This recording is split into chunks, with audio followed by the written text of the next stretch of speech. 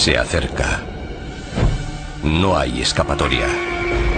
Durante Halloween, desaparece el velo existente entre este mundo y el más allá.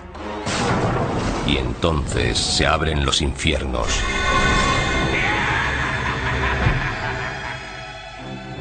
Las personas se asustan entre ellas desde que existe Halloween. Pero ¿cuánto tiempo hace de eso? ¿Cuál es su origen? ¿Y por qué nos disfrazamos y hacemos lámparas con calabazas? ¿Para satisfacer nuestros miedos más profundos? Revelar los secretos de Halloween significa descubrir cómo empezó hace miles de años.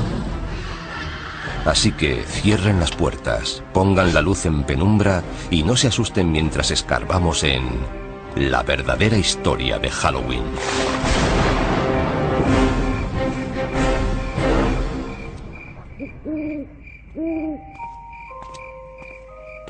¿Cómo se puede describir Halloween sin que parezca que estás loco? Niños disfrazados van de puerta en puerta y nos amenazan. Nosotros, como respuesta, les damos golosinas. ¿Pero por qué? ¿Por qué tallamos caras en frutos y encendemos dentro velas? ¿Y por qué adornamos nuestras casas con ataúdes y tumbas? Lo cierto es que disfrutamos pasando un miedo de muerte.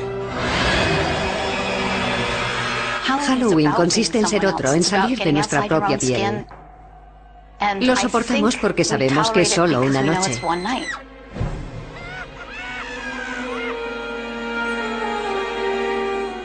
Este impulso de enfrentarnos a nuestros miedos sobre la vida y la muerte y hacer una diversión de ellos viene de antiguo, al igual que las entrañables tradiciones de Halloween.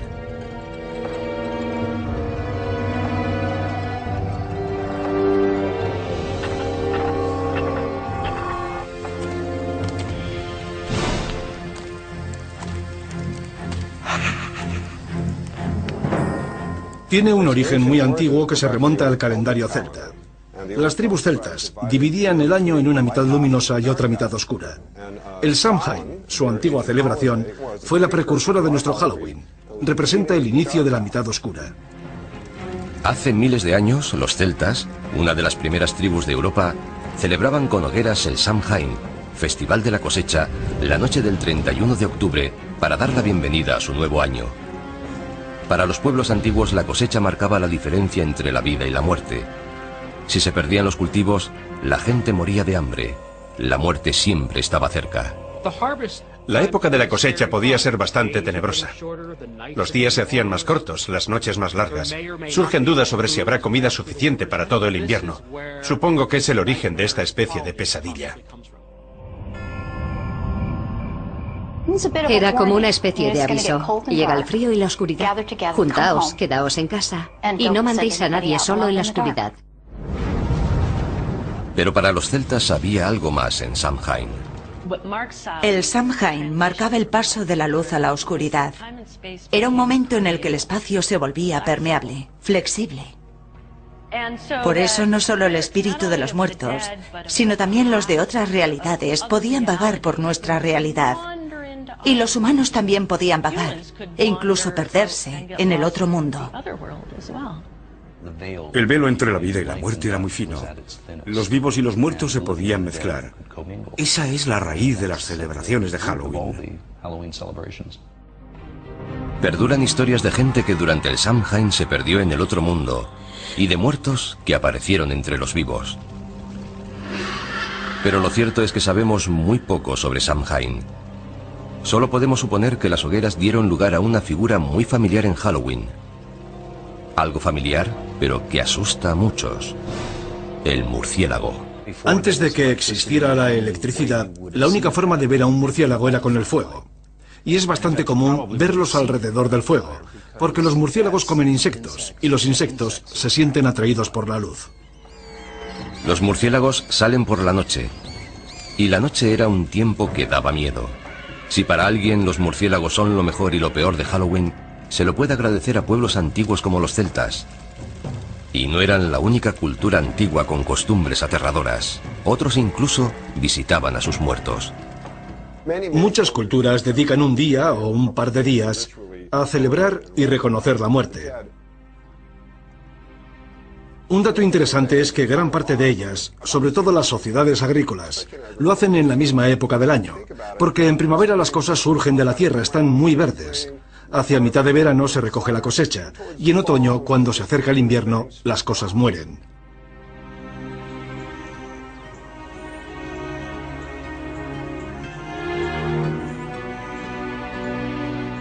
Pero ¿cómo han llegado hasta nuestros días esas tradiciones antiguas?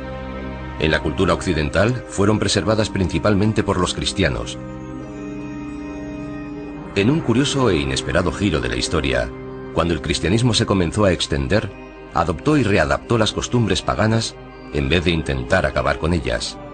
Eso facilitaba la conversión de los paganos. Un festival pagano clave que recibió el maquillaje cristiano fue Lemuria. En él, los celebrantes aplacaban a la muerte y culminaba el 13 de mayo. Era el más espeluznante de los días que tenía el calendario romano para celebrar la muerte. Durante Lemuria, lo que denominaban las larvas, los fantasmas de los fallecidos volvían para perseguir a la gente.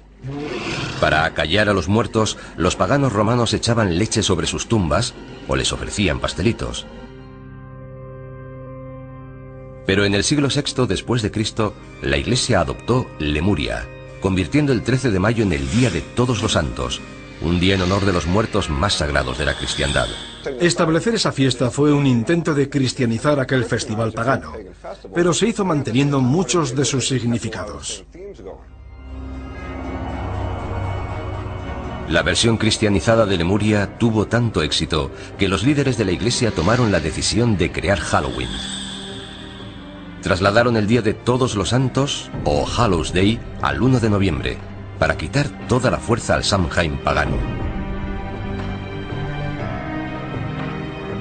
Como Samhain se celebraba la noche del 31 de octubre, antes del Día de Todos los Santos, el 1 de noviembre, la gente comenzó a llamar a Samhain All Hallows Evening, la víspera a All Hallows Day. El término se fue acortando hasta convertirse en All Hallows Even y finalmente en Halloween. Luego, para jugar sobre seguro, la Iglesia dio un paso más, añadiendo una fiesta no solo en honor de los santos, sino de todos los cristianos.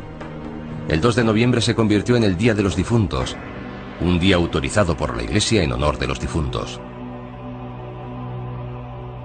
Eso es muy importante para Halloween, porque de ahí nace la asociación de Halloween con los difuntos y lo sobrenatural. Así que, gracias a la Iglesia por inspirar los elementos espeluznantes de Halloween. Pero esperen, todavía hay más. La Iglesia también ayudó a establecer la tradición del truco o trato.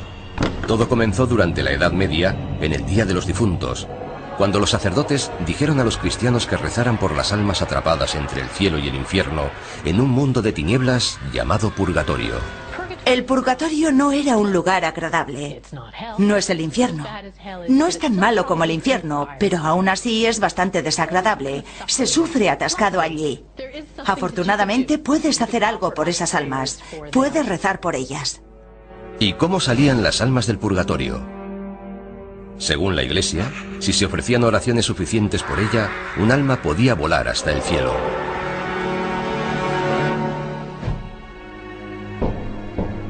Esto condujo a una costumbre medieval que guarda mucha similitud con el truco o trato actual. Los niños recorrían las casas pidiendo pastelillos de almas, unos bollos especiados rellenos de pasas. A cambio de esas delicias, los mendigos ofrecían oraciones por las almas atrapadas en el purgatorio.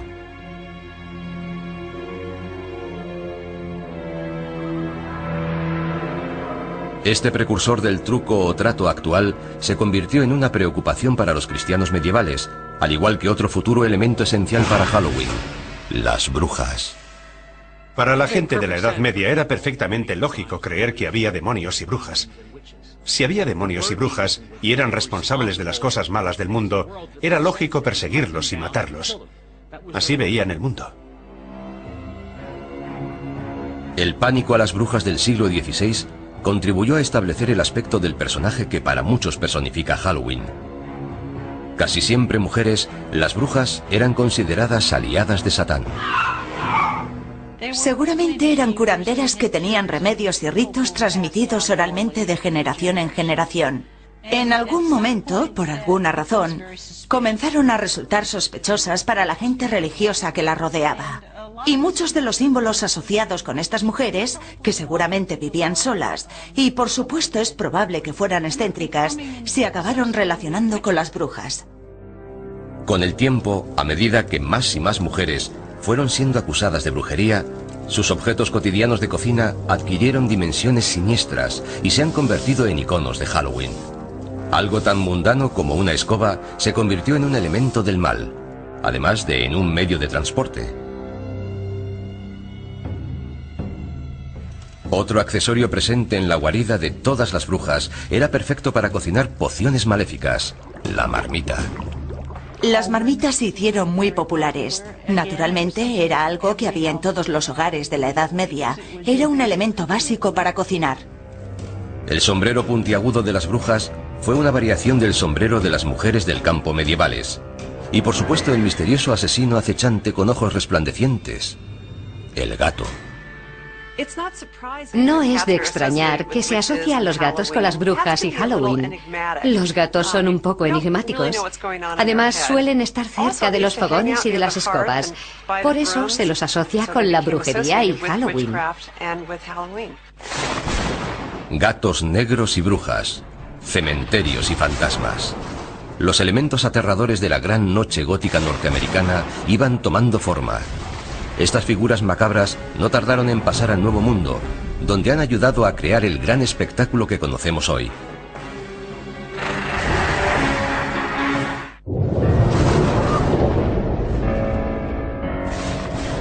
Hogueras, adoración a los muertos, mendigar pastelillos. Los elementos del Halloween actual acosaban a Europa a finales del siglo XVII. Pero todavía no se habían unido formando una aterradora fiesta laica. La historia comenzó a consolidarlos y a dar vida a una extraña celebración de la muerte. La muerte es la base de esta fiesta. Tanto si se trata de la amenaza de la muerte, si hay una mala cosecha, el fin de una era y el comienzo de una nueva. Esta idea del ciclo sin fin de la vida y la muerte, de la renovación, forma parte de muchas celebraciones, no solo de Halloween. Este periodo vio la influencia constante de uno de los elementos más coloristas de Halloween: la máscara. Con frecuencia aparecía asociada a otra tradición de Halloween: la destrucción. Los pendencieros mendigos de la Noche de Todos los Santos consumían también buenas dosis de alcohol, y las peticiones de comida y bebida se fueron haciendo más amenazadoras. Las máscaras ayudaban a ocultar la identidad. Los límites entre la vida y la muerte, y entre las normas sociales y la anarquía, se desdibujaban cuando el día se hacía noche en All Hallows Eve. En Inglaterra derivó en costumbres especiales que incluían disfrazarse e ir de casa en casa haciendo representaciones cortas. Al final de las actuaciones eran recompensados con comida y a veces dinero. ¿Se trataba de truco o trato? No exactamente, pero había cierta semejanza. En el siglo XVII, en Inglaterra, muchas de esas costumbres sobrevivieron solo en las zonas rurales, pero aparecían pronto en las calles de las ciudades gracias a un terrorista procatólico llamado Guy Fawkes. El 5 de noviembre de 1605, Fawkes intentó volar la Cámara de los Lores de Londres con 36 barriles de pólvora. Guy Fawkes fue juzgado, declarado culpable y ahorcado. Y según la leyenda, su cuerpo fue descuartizado y arrojaron los pedazos al fuego. Al año siguiente y todos los años posteriores, en el aniversario del ataque fallido, los niños de Londres se burlaron del recuerdo de Guy Fawkes, causando el caos en las calles, manifestándose, mendigando y haciendo hogueras. En la actualidad, en toda Inglaterra se le llama el Día de Guy Fawkes o la Noche de las Hogueras. El día de Guy Fawkes es el 5 de noviembre, una fecha muy próxima a Halloween.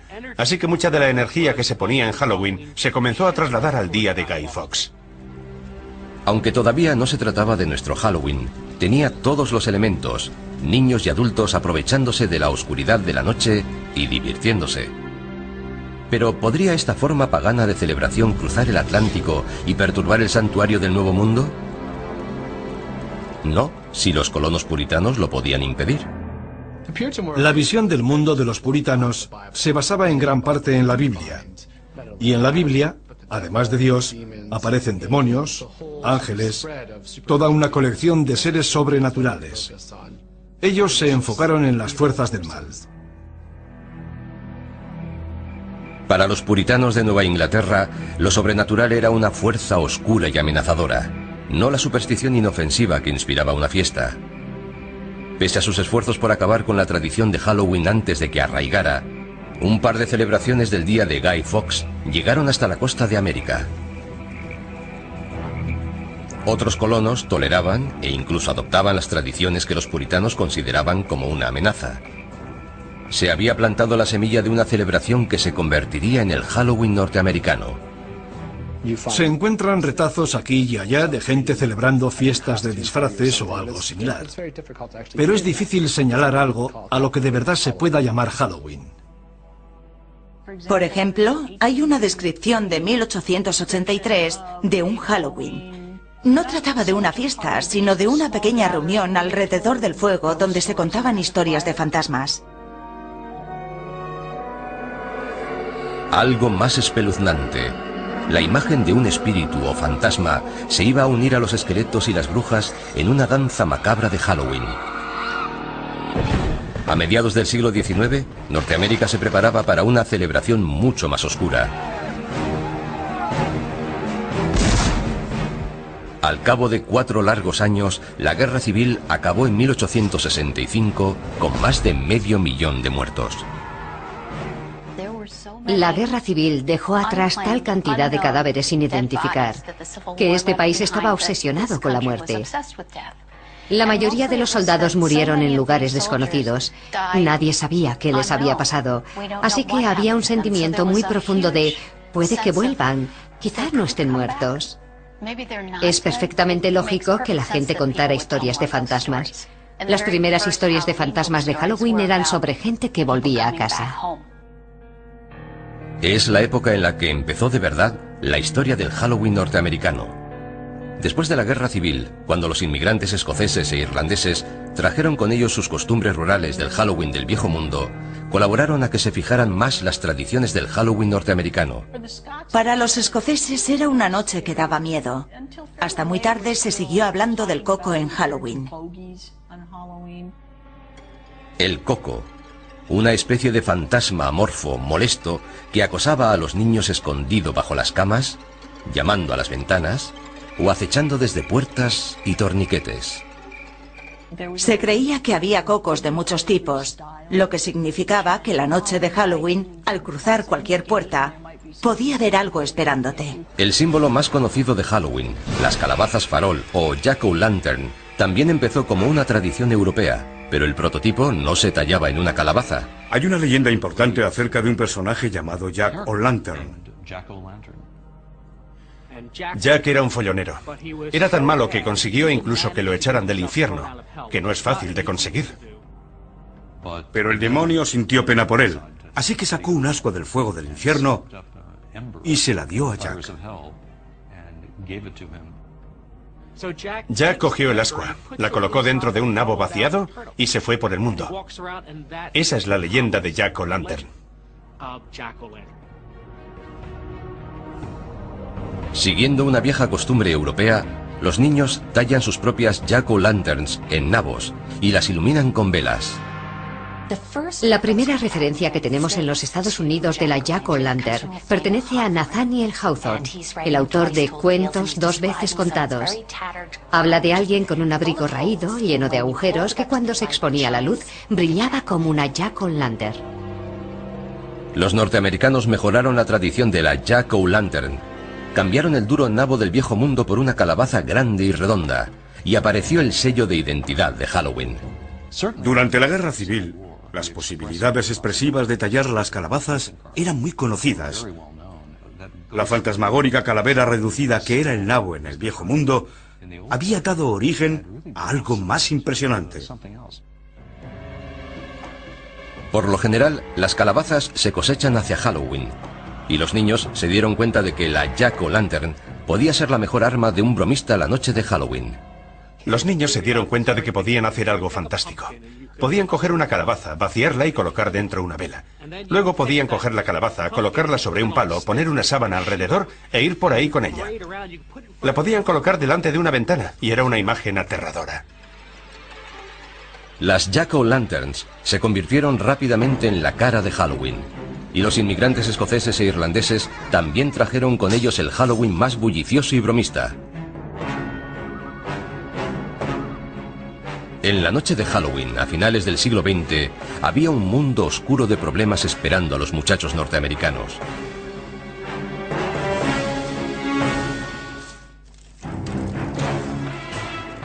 Halloween había hecho un viaje oscuro y espeluznante desde su origen con los celtas siglos atrás.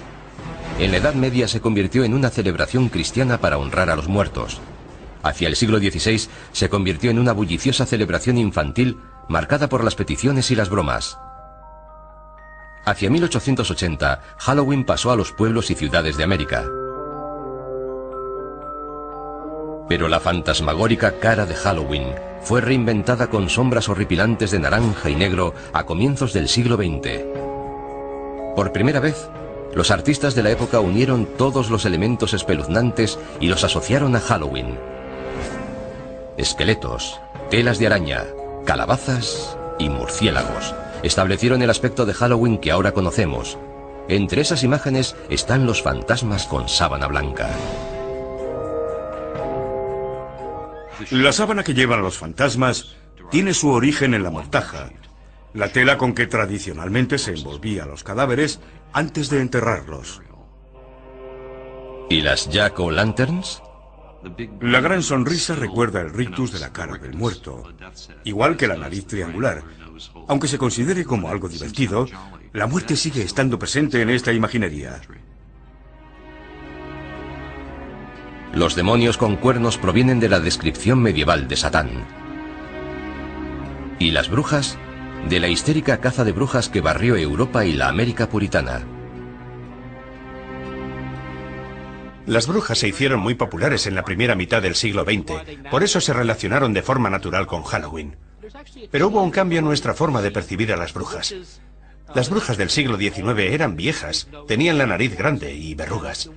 Las brujas del siglo XX son más atractivas, lo que hace que Halloween, además de dar miedo, resulte un poco travieso. Halloween, además de vestir los viejos disfraces con disfraces nuevos, también iba creando nuevas tradiciones y bastante malas.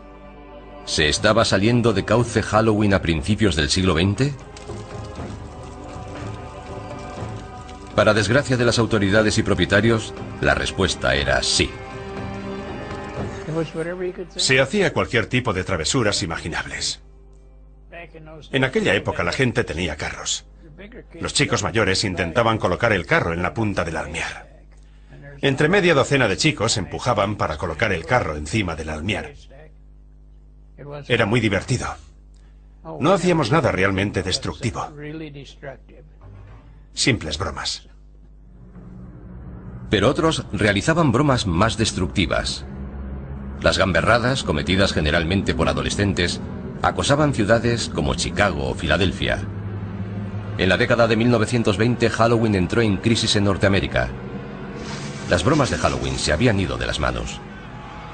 Las bromas destructivas iban más allá de aplastar calabazas. Los chicos colocaban pastillas de jabón en los carriles de los tranvías para que descarrilaran, y la gente resultaba herida. Quitaban los peldaños de la entrada de las casas, de modo que cuando la gente salía se caía y se hacía daño. Provocaban incendios, tiraban piedras contra las ventanas. Cosas realmente destructivas. En las comunidades rurales, los bromistas desmontaban carromatos y los volvían a ensamblar en los tejados. Quitaban las puertas de los cercados de las granjas para que los animales pudieran escapar. Esta broma era tan popular en algunos sitios que la noche anterior a Halloween se llamaba Noche de la Puerta. En otras ciudades se llamaba Noche Traviesa e incluso Noche Infernal.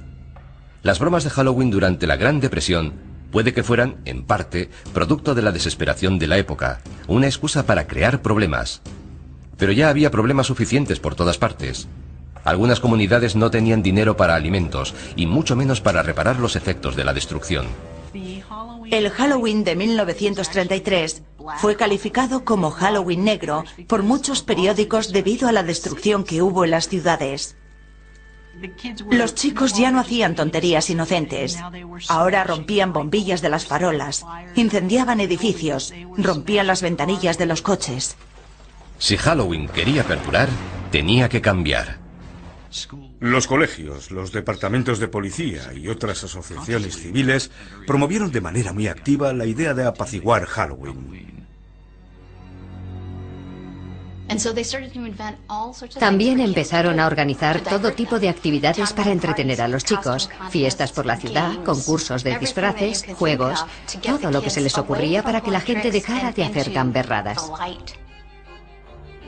Las empresas de artículos para fiestas, Denison y Beisel, ayudaron en los esfuerzos cívicos.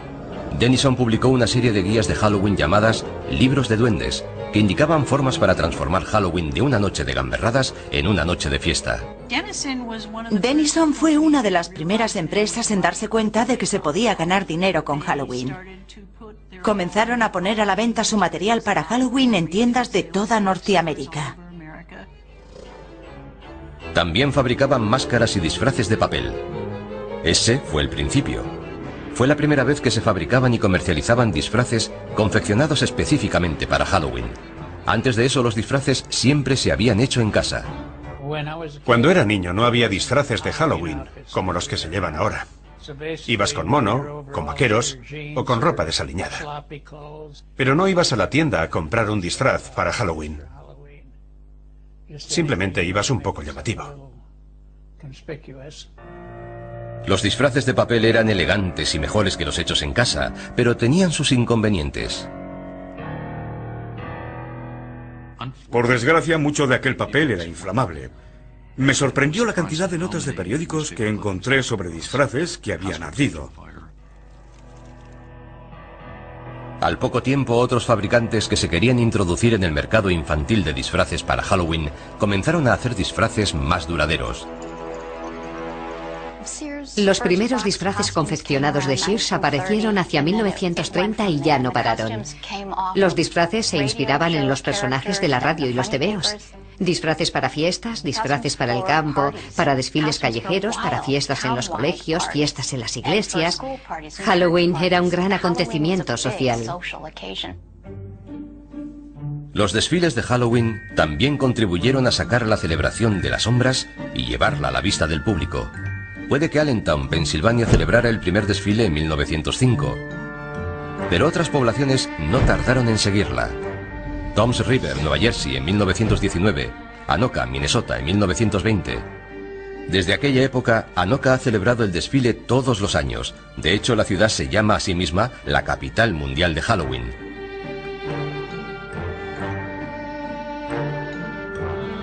Todos estos esfuerzos por calmar Halloween funcionaron hasta cierto punto. Pero lo que de verdad necesitaba Halloween era una tradición completamente nueva. Y no tardaría en aparecer una, pero la nueva tradición no sería más que una variación de una costumbre muy antigua de Halloween.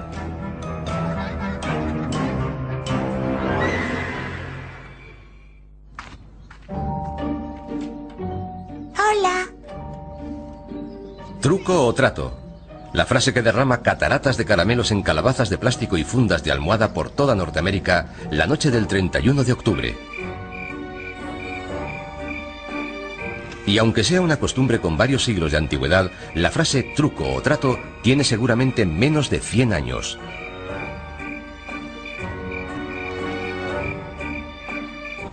Truco o trato es algo muy nuevo. La gente cree que truco o trato tiene siglos, pero no es así.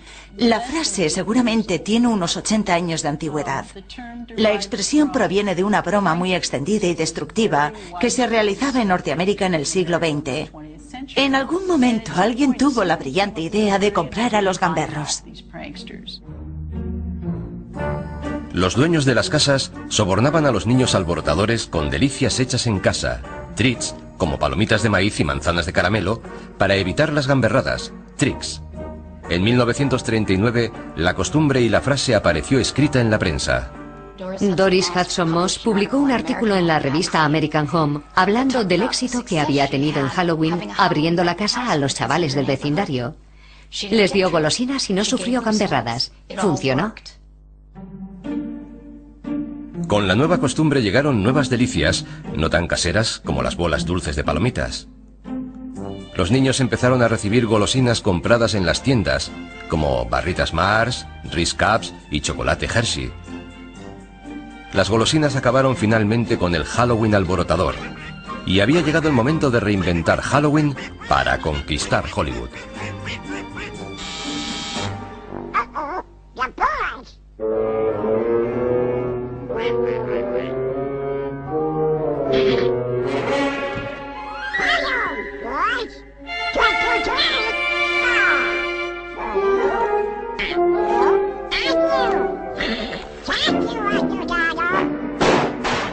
Halloween se estaba convirtiendo en un fenómeno de la cultura pop, una fiesta nacional adoptada por millones de personas que se lanzaban como carroñeras a disfrutar de dulces fabricados de manera industrial. De niño me encantaba Halloween.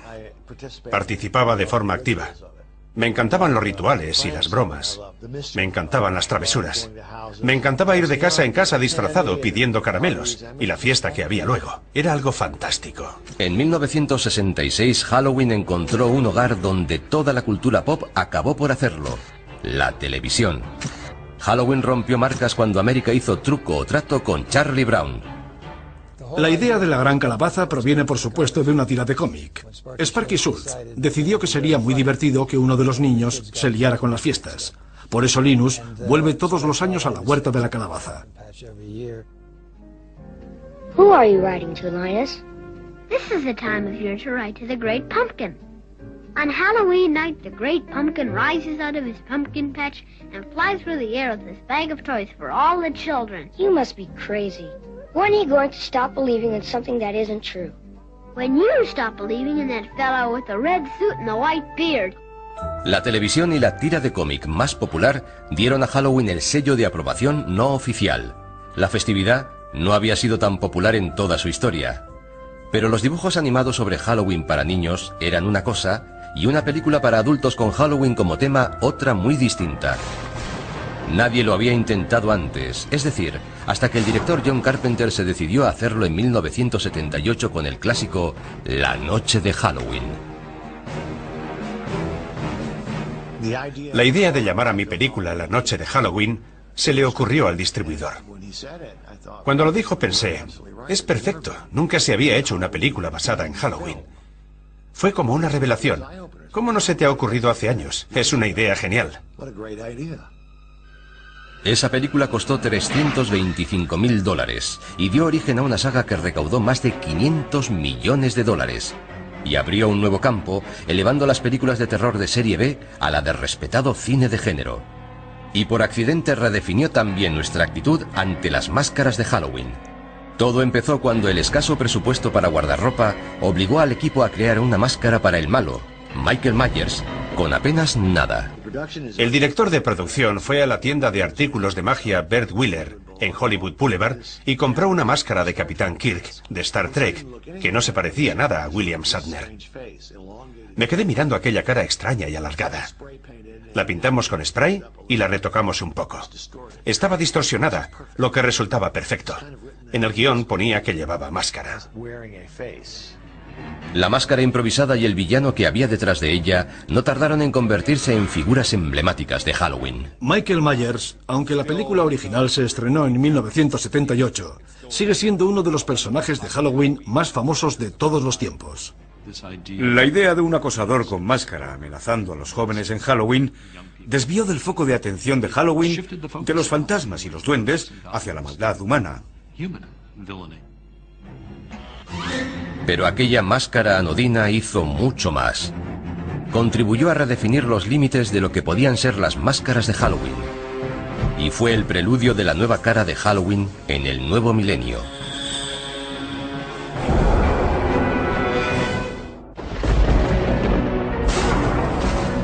Durante cientos de años, las máscaras y las vestimentas han sido la forma de disfrazarse de los asistentes a las fiestas. Ahora se han convertido en un negocio que mueve millones. Una tienda dedicada a Halloween en Burbank, California, Halloween Town. Se ha hecho tan famosa que abre 12 meses al año para satisfacer las necesidades de disfraces de sus clientes. Teníamos este negocio desde hacía 10 años y queríamos que fuera algo especial. Así que decidimos abrir todo el año, tener una tienda permanente decorada de forma aterradora. Pone a la gente de humor para comprar en Halloween. Hay material para Halloween por toda la tienda, pero el corazón del negocio de Halloween Town son las máscaras. Tenemos decenas de máscaras, tenemos los mejores zombies, los mejores payasos. Las máscaras y los disfraces han sido siempre un buen método para librarse de las culpas. En una situación como Halloween, resultan perfectos. De niño me encantaban las caretas, pero por lo general, en la tienda local, solo encontrabas plástico de mala calidad, máscaras endebles que perdían la forma. A medida que ha ido pasando el tiempo, ha evolucionado en una forma de arte, y se dedica mucho tiempo a modelarlas y pintarlas. Se ha llegado al punto en que puedes conseguir una máscara cara de calidad que rivaliza con las de las películas. Y Wayne Todd entiende de esto. Es artista de efectos especiales en grandes películas. Tenemos muchos clientes que quieren máscaras caras, de calidad, y nos esforzamos en satisfacerlos. Tenemos disfraces de gama alta, chaquetas elegantes y todo tipo de accesorios que no puedes encontrar en otra parte. Intentamos que sea lo que busques, lo puedas encontrar aquí. Las máscaras y los disfraces exclusivos de la actualidad están a años luz de los demonios, brujas, esqueletos y fantasmas de la década de 1960. Pero esa fue la década en la que empezó a cambiar el guardarropa de Halloween. Hollywood comenzó a influir en lo que los niños llevaban para convertirse en sus personajes favoritos de la televisión o el cine. En la actualidad, la tendencia se ha convertido en obsesión. Series de películas como Pesadilla en Elm Street, Scream y La Noche de Halloween han inspirado a legiones de niños a vestirse para matar. Llevar la máscara del asesino, del fantasma o del esqueleto te da una sensación de seguridad y también de poder. Porque el monstruo no te puede atrapar si tú eres el monstruo. Las máscaras de los asesinos psicópatas forman parte de la evolución de los gustos en Halloween. La única regla ahora es que no hay reglas. Las máscaras se inspiran en la cultura pop, la religión, la política, lo que sea. Y cada vez más las caras que hay detrás de ellas no son de niños, sino de adultos. Halloween se ha convertido en una actividad para adultos. Y no creo que fuera ese el caso hace 50 o 60 años. Se trata de un día específicamente dedicado a que puedas ser lo que no eres normalmente. Te puedes ocultar detrás de una máscara, puedes llevar ropa que jamás llevarías el resto del año, y la gente disfruta con ello. Lo cierto es que el Halloween del siglo XXI es tanto una fiesta para adultos como para niños. Tenemos niños que han crecido y sienten mucha nostalgia por Halloween. Así que Halloween vuelve a cambiar y se convierte en una celebración para adultos. El negocio actual de Halloween atiende a todo el que se quiera unir al espíritu de la celebración con fiestas temáticas y atracciones como casas encantadas. Hace 50 años, cuando eras demasiado mayor para truco o trato, te tenías que quedar en casa repartiendo caramelos. No tenías actividades para hacer. En la actualidad hay una industria imaginativa de casas encantadas para adultos. En los Estados Unidos funcionan todos los años unas 4.000 casas encantadas.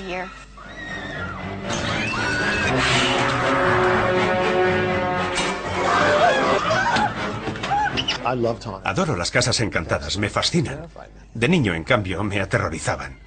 Pero las casas encantadas no son el único lugar en el que se puede encontrar adultos en Halloween. En lugares como el desfile de Halloween de Greenwich Village de Nueva York o el carnaval de Halloween de West Hollywood, la fiesta se introduce en el lado salvaje y pícaro. Por supuesto, el desfile gay de Halloween es un gran acontecimiento en San Francisco, en Los Ángeles y, por supuesto, una parte importante de la celebración de Nueva York. Pero la idea fundamental es poner el mundo patas arriba y ser quien no eres, o ser quien te gustaría ser. Se trata otra vez de la voluble obsesión norteamericana de la autotransformación. Creo que eso es lo que de verdad da vida a Halloween en Norteamérica. Este Halloween sexualmente liberado a veces cruza la línea a adultos y solo para adultos. Si observas los disfraces que se venden en la actualidad para adultos, los disfraces para mujeres parecen disfraces de prostituta. La enfermera sexy, la criada sexy, la sexy lo que sea. Ahora, los adultos están yendo un paso más allá. Se aprovisionan de golosinas hechas especialmente para Halloween y acompañan a sus hijos de puerta en puerta la noche de Halloween. Los que se dedicaban al truco o trato en los 70 y los 80 aprovechan la oportunidad de revivir el Halloween de su infancia y se disfrazan por completo, supuestamente para vigilar a sus hijos. Halloween ha asustado a los niños durante años y ahora asusta también a los padres. Les da miedo mandar a sus hijos sin supervisión a un mundo hostil lleno de caramelos envenenados y manzanas con cuchillas de afeitar. Pero no deberían tener miedo. He crecido oyendo hablar de manzanas con cuchillas de afeitar. Está claro que se trata de una leyenda contemporánea, de una leyenda urbana. Existe una gran preocupación social al decir a los niños que acepten caramelos de desconocidos. Así que han surgido muchas historias sobre cuchillas en manzanas de caramelo, etc. Todos los años los padres se preocupan mucho por ello. ¿Han existido alguna vez manzanas de caramelo con cuchillas? Creo que en un par de ocasiones.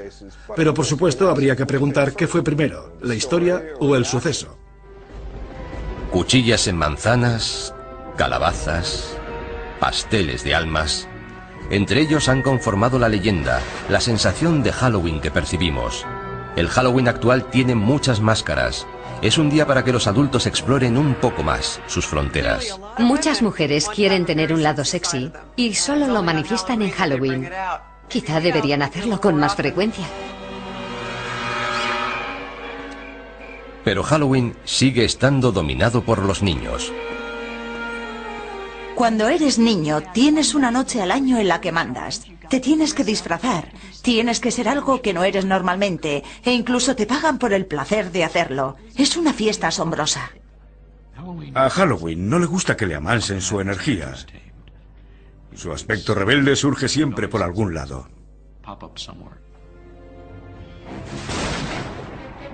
Si miramos con atención, veremos que Halloween es un escaparate de todo lo que teme el hombre.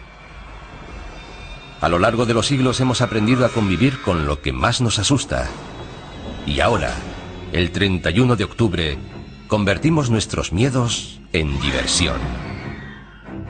Así que cuidado con las casas encantadas y las puertas chirriantes, las sábanas hinchadas y la luna llena. Y no te sorprendas si una calabaza sonriente te desea ¡Feliz Halloween!